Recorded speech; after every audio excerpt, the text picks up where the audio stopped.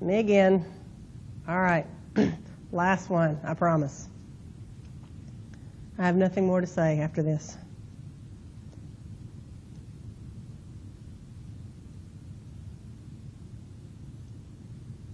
Let's go with green. I haven't used green yet. Okay, so last one is I'm just going to go over basically urination. What is urine? How do you urinate? And a few disorders commonly associated with the urinary system. So let's get started. Let's talk about some of the characteristics of urine. And you're probably thinking, well, who cares? Well, that's one of the main tests that if you go into a doctor's office, one of the first things they're going to do as part of your history and physical and some basic blood work is a urine test. They will basically take a urine sample and use a dipstick. And if you've ever seen one, then they'll have a little strip with about 12 different colors, and they'll hold your strip up there, and they're going to look at things like pH, and is there blood in your urine, what's the specific gravity, what color is it. So there's a lot of things you can find out about how well your body's working based on what's in your urine. So it's actually pretty important to know what's in your urine. The first thing we all know is our color. Usually clear to pale to deep yellow. As the color changes, it tells us something very important. It tells us how hydrated we are. Very easy to tell if you're dehydrated if your urine is a dark color. If it's red, has a red tinge to it, what do you think that tells you? Probably got an infection. You got blood. You don't want blood in your urine. That's not a good thing. They also test for proteins in the urine. Abnormal to have proteins in the urine, abnormal to have blood in the urine, abnormal to have glucose in the urine. So those are things they're looking for to tell them how your kidney function is working. Now, things that you eat, maybe drugs or vitamins or diet, can alter the color.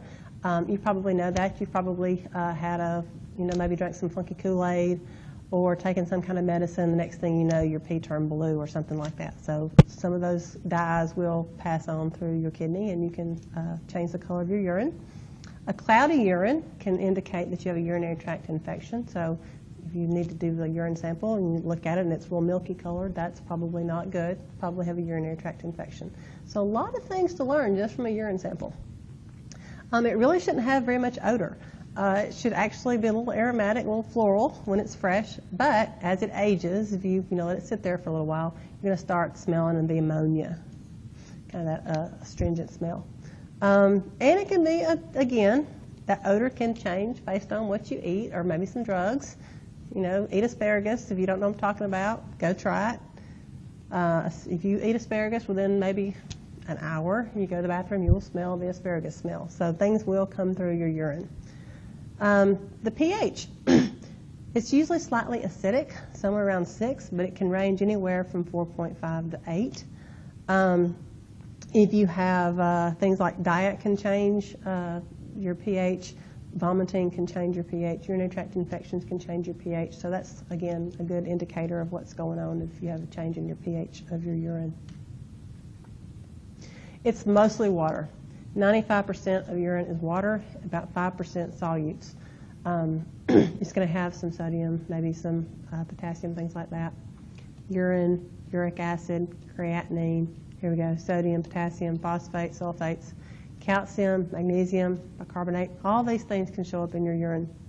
But anytime you have any kind of glucose, blood, and protein, once again, those are warning signs, okay? That's not supposed to be there. So when those occur, glucose, diabetes, possibly, blood, infection, typically, protein. You say, well, why would you have protein in your blood?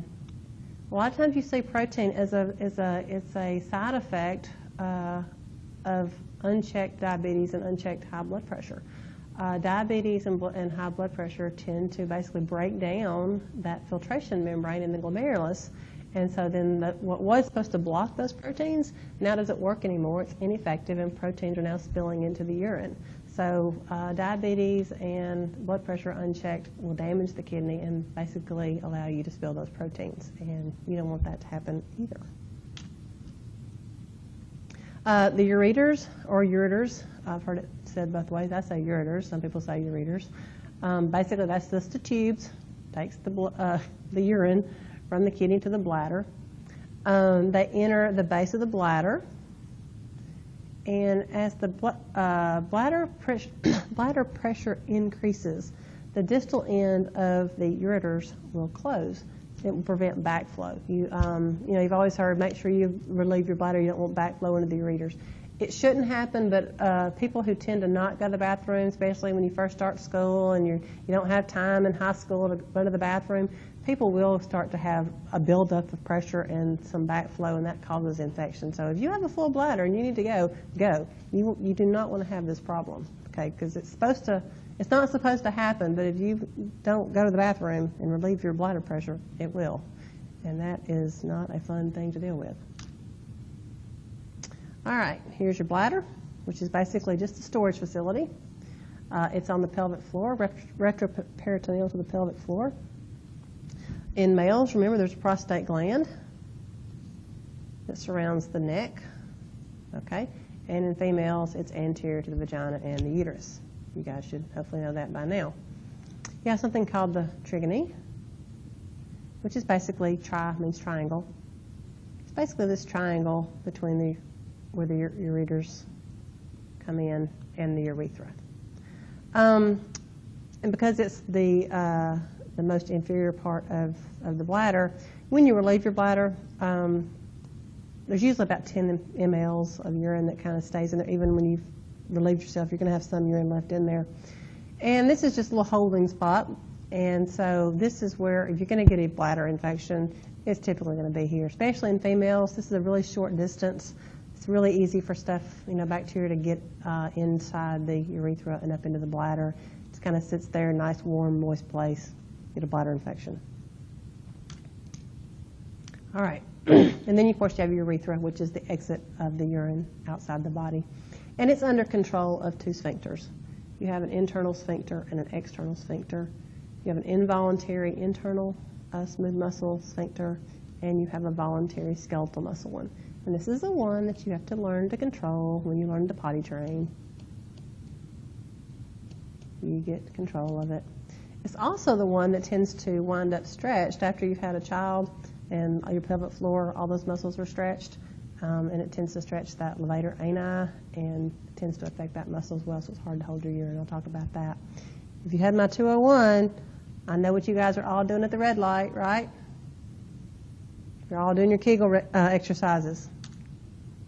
If you're not my 201, ask someone that was. Kegels at the red light. That's the way to go. Okay. Micturition. What is that?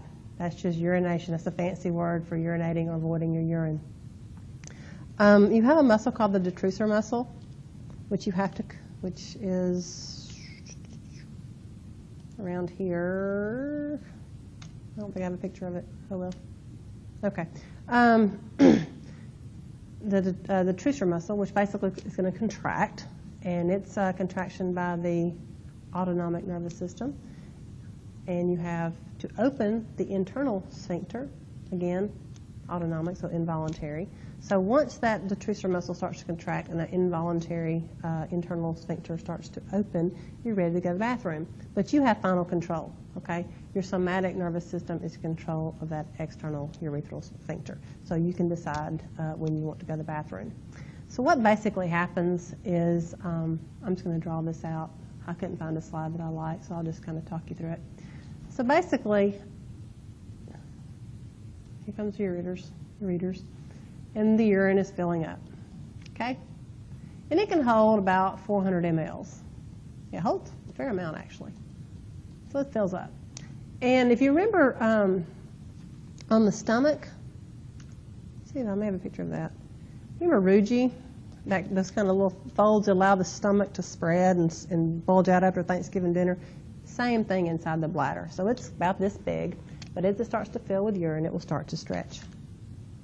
Okay, so the urine fills up the bladder, and those rugae start to stretch out, and it starts to stretch. Well, it gets to a certain point, and it's going to start sending a signal. It's actually going to contract just a little bit. That detrusor muscle is going to contract rhythmically, a little bit at first, and then it's going to start getting a little bit more intense. And that's going to be the signal to you, I've got to go to the bathroom, okay? And so then that's your choice to go and urinate, to open up that external sphincter and go to the restroom. And so that's what children have to learn how to do to potty train. When they first feel that sensation, their bladder fills, that detrusor muscle contracts, that internal sphincter opens, relaxes, and the urine comes out. So we can override that to a point. Our bladder can actually hold almost a liter of urine. It can distend all the way up, I forgot, to pretty high. I can't remember, it's about that big. Think about a liter of urine inside your bladder. So finally, you can't override it. You have to go. This external sphincter just can't hold that pressure anymore. You don't want to do that because actually the bladder can rupture. Okay, so it really isn't made to do that. So when it gets to be about 400 mLs, you feel that sensation, you need to go and relieve yourself and start all over again. Okay, so some things that go wrong with that, some disorders. One's called nocturnal enuresis. That's just bedwetting, okay? And that's basically a failure to respond to that sign, that contraction of the bladder. So you're asleep, the child usually is asleep, and they don't feel that signal, and they don't respond to it, and so then they wet the bed. So they've got to learn to respond to that full feeling and wake up and go to the bathroom. Stress incontinence, very common in women, especially women who've had children, vaginal deliveries especially. Also in people that are overweight, a lot of pressure on that levator ani, on that pelvic floor. It allows you to have urine leakage when you laugh or cough. So if you're a special woman in your 40s and you've had natural childbirth, you probably know what I'm talking about. Urinary retention. That's the inability to fully empty the bladder. Some people, it could be the angle of the bladder, maybe the urethra, maybe it's a little bit kinked a little bit, so you can't actually empty it all the way out.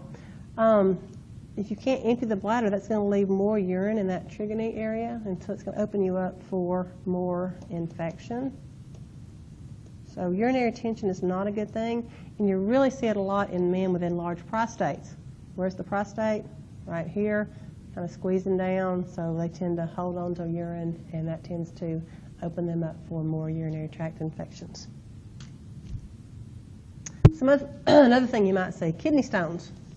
You'll see the word renal calculi. That just means renal kidney stones.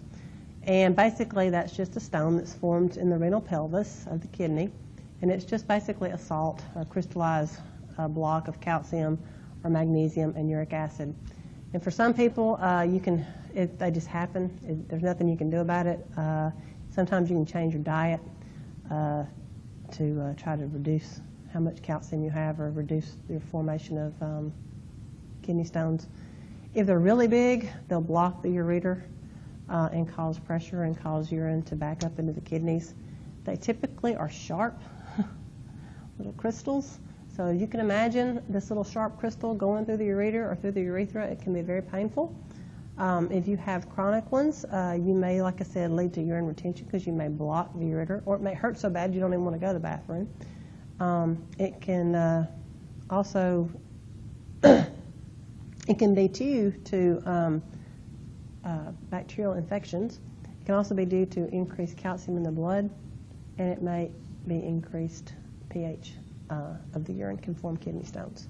So again, sometimes you can't do anything about it. They just happen, but sometimes if you're prone to them, you can change your diet and try to do it that way.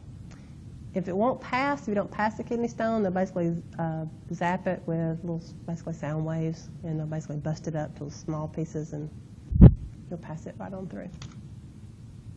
All right, last but not least, your instructor will probably talk about this. You probably talked about it in your endocrine as well, but just a reminder, diabetes, very much associated with the kidney.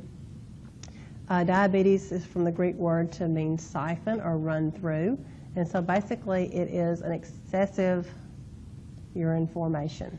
Okay, there's several types, but the two main ones we typically talk about are diabetes insipidus and diabetes mellitus. And one of the first things that people know when they have diabetes is they make a lot of urine. They're always going to the bathroom. It's their first symptom. And so before current testing, the way the doctors would determine which diabetes you had was they would taste the urine. Okay, and so if it was sweet, it was diabetes mellitus. If it wasn't sweet or lacks flavor, it was diabetes insipidus. My husband's a physician, so I'm sure he's really glad that we have that test now, that he doesn't actually have to do the old taste test. So anyway, so what is diabetes insipidus? It's a chronic disease. You're going to see it where basically your pituitary gland does not produce ADH, okay? So you don't have reabsorption of water from the kidney. So you're making large quantities of dilute urine, but they don't have any sugar, and there's nothing else going on. There's nothing wrong with the urine. It's just a lot of it because you have failed to make the hormone, antidiuretic hormone. Fairly rare. The one that we see most common is diabetes mellitus. And it's the most familiar type, and it is, when we say someone has diabetes, this is what we're talking about. If you say, my grandmother's diabetic, well, we assume you mean diabetes mellitus. And that just means you're basically spilling sugar into the urine, glucose.